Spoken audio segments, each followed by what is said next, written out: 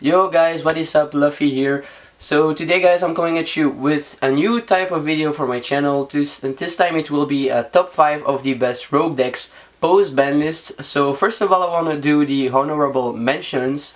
So let's go with the honorable mention number 1. So number 1 for the honorable mention will be Blue Eyes. The reason why I chose Blue Eyes is just because it is one of the most popular deck within the beginners in Yu-Gi-Oh! I mean, I don't blame them. I do see why, because Blue Eyes is one of the strongest vanilla monster wave in the deck, and also you play Crystal Wing in the deck, Dark Matter Dragon, and Photon Dragon, which are all really good cards. I mean, Crystal Wing is still played right now in Winwich, so I mean, you see why. And also with the Chaos Max Blue Eyes Chaos Max Dragon build, you don't even rely on the extra deck. You just go into your Chaos Max and you're pretty good. I mean, cannot be destroyed by battle or card effect, can do double piercing on a defense attack position monster. I mean, what do you want more than this? It's a really good deck, and that is why I chose it into the honorable mentions. So guys, number 2 will be Mermail. The reason why I chose Mermail in number 2 is just because it is one of my favorite deck. I mean, Infernoid's 60 card were my favorite deck, but Mermail is kind of with Infernoid at the first place. Just because this format is really good, you don't rely as much on the extra deck as other decks like Winwich and Zodiac and all this stuff. So I mean, Link format doesn't bother you too much, and also just being able to OTK the shit out of your opponent is just fucking crazy. You just go second turn and you OTK the shit out of your opponent, and also being able to go first turn into VFD, Trish, Flare Metal, all those cards is just also a bonus you can get with Mermails. So guys, that will be all for the honorable mention, so let's go into the real list. So guys, for number 5 it will be Winwich Invoked. Winwich, being one of the best splashable engine to turbo out your Crystal Wing, is really good, and also being able to combine Winwich with Invoked is just crazy. You have so many cards to any situation. You can make your Makaba, you can make your Purgatory, you can make your Raijin, you can make your Crystal Wing in any situation when you want it, and also being able to use the invocation to banish one monster from your opponent's grave to make one of your fusion monsters is also a plus, because you don't have to banish or use one of your monster as material. So that is why I choose Winwich Invoked as number 5 for this list. Really a deck to watch out for. So at number 4 we have the Dino Structure deck. So why I chose Dinos, we are going to put Yang Zing aside for now. Dinos is actually a pretty balanced deck. If you put Yang Zing aside, it's really okay. I mean, it doesn't destroy the meta as it is doing right now.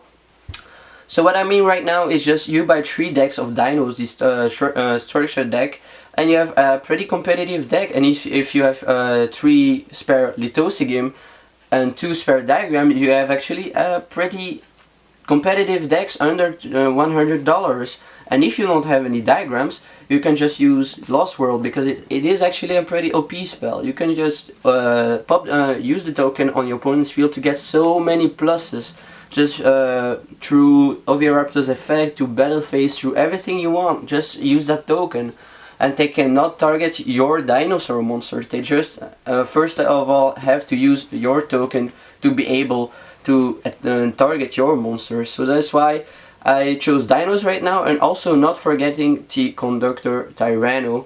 I mean, this card is okay. I don't see too many people running it at 3. Most of the people just run it at 1 or 2 maximum.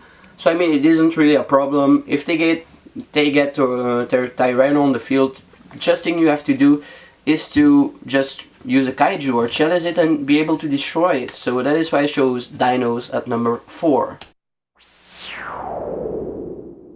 So at number 3 we have Zombie Minerva Turbo. The reason behind Zombie Minerva Turbo is only because it is a really fun deck. I mean, utilizing the graveyard is really a good thing. I think a lot of players actually like playing graveyard decks like Zombie, Infernoids, Burning Abyss. I mean, that was a pretty OP deck back in the day, but I mean, those decks are one of the funniest deck you can use, and Zombie Minerva Turbo is really fun and really affordable right now.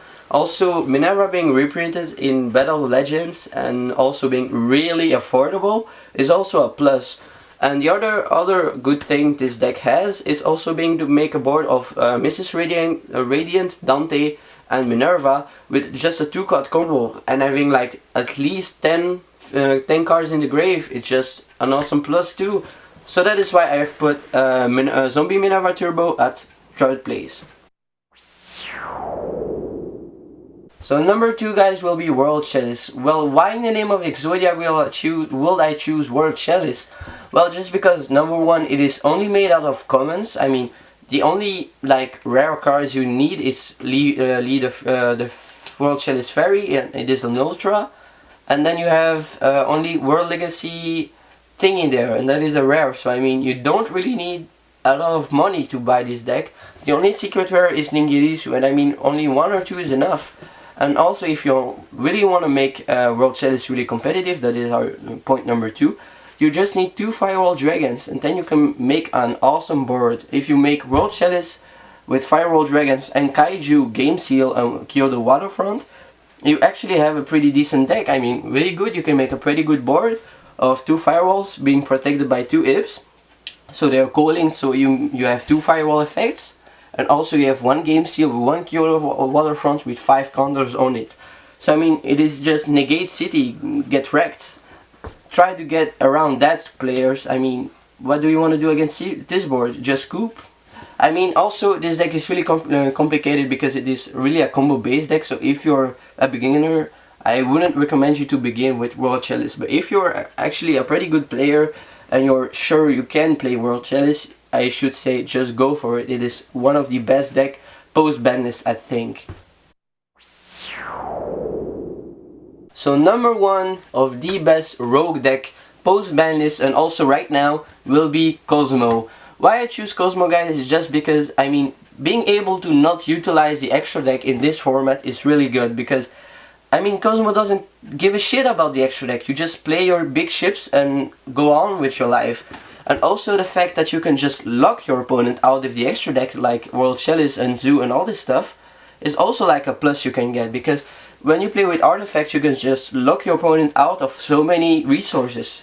So just combine Cosmo with artifacts and you have a pretty decent deck. And I mean, they can't be targeted and they have effects, they can banish them on your opponent's field.